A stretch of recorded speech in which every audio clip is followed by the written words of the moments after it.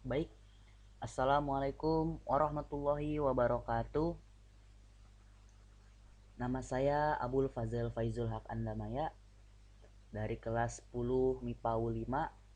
Saya akan menjelaskan tentang sejarah. Apa sih sejarah itu?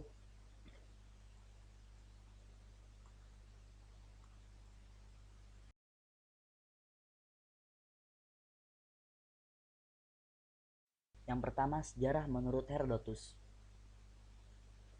Sejarah adalah kajian yang menceritakan jatuh bangun masyarakat, tokoh, bangsa, dan peradaban. Perkembangan sejarah menurut Herodotus tidaklah sesuatu yang berlangsung maju, namun naik turun seperti sebuah lingkaran dan tinggi rendahnya ditentukan oleh manusia.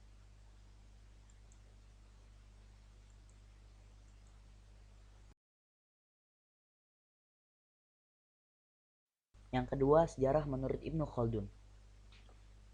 Sejarah adalah catatan mengenai masyarakat umat manusia ataupun peradaban dunia serta perubahan-perubahan yang terjadi terhadap watak manusia tersebut.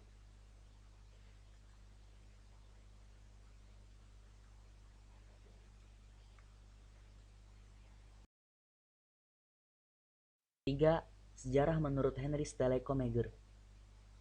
Sejarah adalah rekaman keseluruhan tentang masa lampau kesusastraan hukum, bangunan, peranata sosial, agama, filsafat, dan semua yang teringat dalam memori manusia.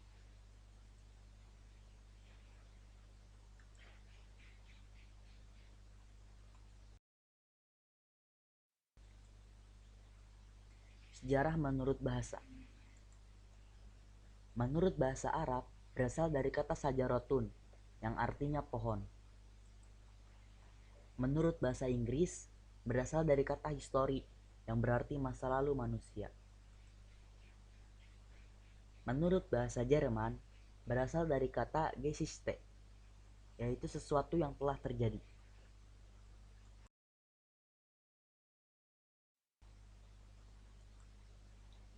Contoh-contoh sejarah.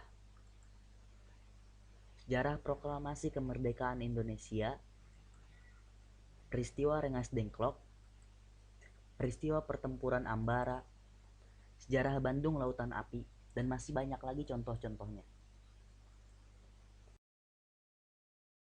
Dari penjelasan tadi dapat disimpulkan bahwa sejarah adalah peristiwa atau kejadian yang pernah terjadi di masa lampau. Sekian dari saya, terima kasih. Assalamualaikum warahmatullahi wabarakatuh. Nama saya Arlika Norafila dari kelas 10 IPA unggulan 5. Kali ini saya akan menjelaskan diakronik dalam sejarah. Pengertian diakronik. Diakronik berasal dari kata diakronik yang terdiri dari dua kata, yaitu dia dalam bahasa Latin, artinya melalui atau melampaui, dan kronikus yang artinya waktu. Dapat disimpulkan pengertian dari diakronik adalah sesuatu yang melintas, melalui, atau melampaui batas waktunya. Contoh diakronik dalam catatan sejarah. Yang pertama, Kabinet Nasir 6 September 1050 sampai 21 Maret 1951. Yang kedua, Kabinet Sukiman 27 April 1951 sampai 3 April 1952. Yang ketiga, Kabinet Wilopo 3 April 1952 sampai 3 Juli 1953.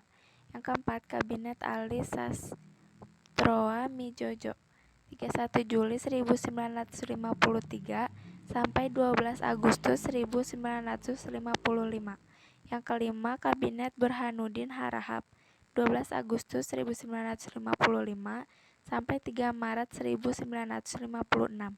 Yang keenam, Kabinet Ali II 20 Maret 1956 sampai 4 Maret 1957.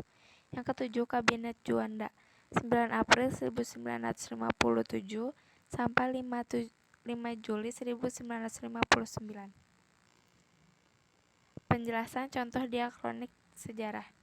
Penerapan berpikir diakronis merupakan cara berpikir khas sejarah dengan dengan memanjang dalam waktu dan mementingkan proses terjadinya sebuah peristiwa. Misalnya dalam materi demokrasi liberal 1950 sampai 1959 yang dapat diuraikan memanjang dengan menguraikan secara kronologis pembentukan pemerintahan demokrasi liberal hingga adanya dekret Presiden 5 Juli 1959. Sekian dari saya. Wassalamualaikum warahmatullahi wabarakatuh. Assalamualaikum warahmatullahi wabarakatuh. Nama saya Adinda Putri Dinia dari 10 MIPA unggulan 5. Saya akan menjelaskan kronologi dalam sejarah. Langsung kita masuk ke materinya. Pertama, ada pengertian kronologi. Kronologi adalah catatan kejadian-kejadian yang diurutkan sesuai dengan waktu kejadiannya. Selanjutnya, ada apa sih kronologi dalam sejarah itu? Kronologi dalam peristiwa sejarah dapat membantu merekonstruksi kembali peristiwa berdasarkan urutan waktu secara tepat. Selanjutnya ada contoh-contoh kronologi dalam sejarah.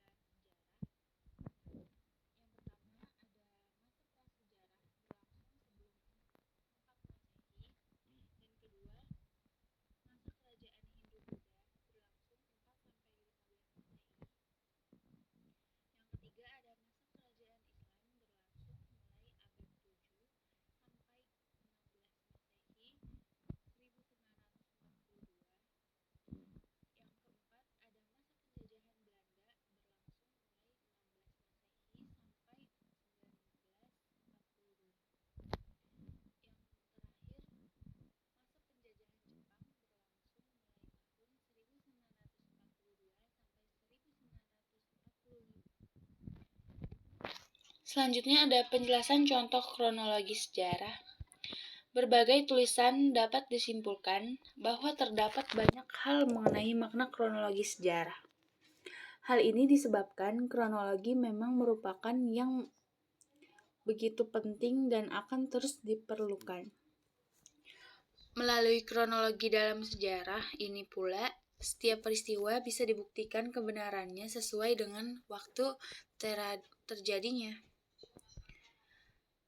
Terima kasih. Wassalamualaikum warahmatullahi wabarakatuh. Assalamualaikum warahmatullahi wabarakatuh. Saya Azri Zakiatun Nisa dari kelas 10 IPA unggulan 5 akan menjelaskan konsep berpikir sinkronik dalam sejarah. Apa itu konsep berpikir sinkronik dalam sejarah? Sinkronik berasal dari bahasa Yunani sin, artinya dengan, dan kronos, artinya waktu atau masa. Sedangkan berpikir sejarah secara sinkronik yaitu berpikir meluas dalam ruang tetapi terbatas dalam waktu. Apa sih tujuan berpikir sinkronik itu? Tujuan berpikir sinkronik dalam sejarah yaitu untuk melihat perubahan segala sesuatu yang bersangkutan dengan peristiwa yang terjadi pada suatu masa. Apa saja ciri-ciri konsep berpikir sinkronik? Ada beberapa ciri-ciri konsep berpikir sinkronik yaitu 1. Bersifat horizontal, 2. Tidak memiliki konsep perbandingan, 3. Bersifat kronologis, 4. Mengkaji peristiwa sejarah pada masa tertentu, 5. Jangkauan lebih sempit, 6. Kajian lebih mendalam dan serius, 7. Kajian lebih terstruktur, 8. Kajian yang sistematis. Contoh konsep berpikir sinkronis: 1.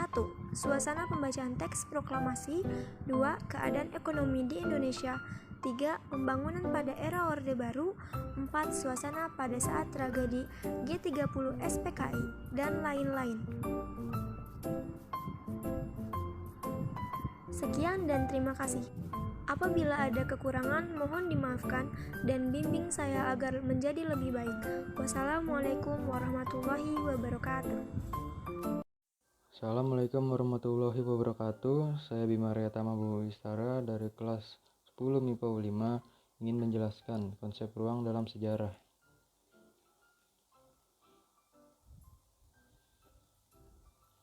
Apa itu konsep ruang?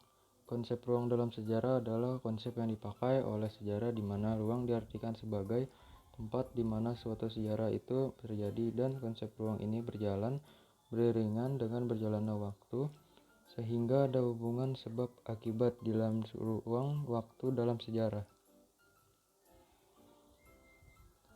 Konsep dimensi sejarah adalah sebagai berikut. Konsep waktu bertempu pada kapan peristiwa atau kejadian tersebut terjadi di waktu lampau. Ruang merupakan tempat berbagai macam kejadian dan peristiwa berlangsung dalam perjalanan waktu. Contoh konsep ruang. Yang pertama ada peristiwa berlangsungnya konversi Asia-Afrika KKA, dan yang kedua ada peristiwa bersejarah Perjanjian Linggarti, salah satu perundingan antar pemerintahan publik. Dan yang ketiga ada sejarah Perjanjian Giyanti antar kelompok dan Pangeran Mangkubumi Kesultanan Mataram. Itu saja dari saya. Terima kasih. Wassalamualaikum warahmatullahi wabarakatuh. Halo semua, di sini bersama saya Bima Satria. Sekarang saya akan menjelaskan pengertian waktu dalam sejarah. Waktu dalam sejarah adalah konsep di mana setiap peristiwa sejarah memiliki unsur waktu kapan terjadinya peristiwa tersebut. Contohnya tanggal 10 November diperingati sebagai Hari Pahlawan, karena saat itu terjadi pertempuran di Surabaya.